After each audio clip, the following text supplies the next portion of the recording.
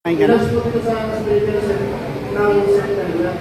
Tapos binigay po niya sa Commission si Escobar Sir na naging records po yung pagbigay nito plus 50,000 Escobar Sir. So, ang binigay po doon sa kanila Sir ay yung hindi yung lumang, yung bago po binigay Sir na sa itong kaya naman po ng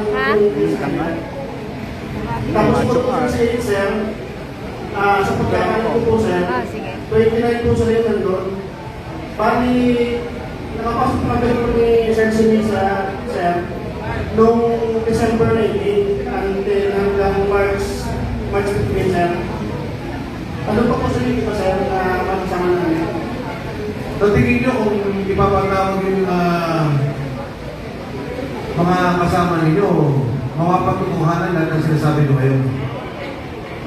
Yes Sir. Basta may pasutuin na Sir. May tumawag po sa akin sa New Tabasco na dati pinakasok siya sa ilig.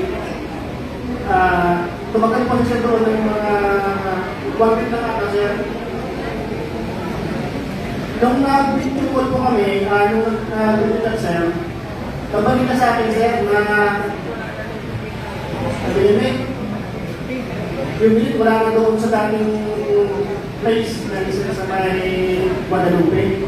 Itanong ko sa Sir, sabi ko, kailan ka ba may doon sa kung saan sila nilipat? Sabi niya, pagkalam niya Sir, dito doon sa may bagong kapitol niyo, kapatid Sir, nilipat niya Sir. Okay. Meron pa ba? Balikan ko lang ha.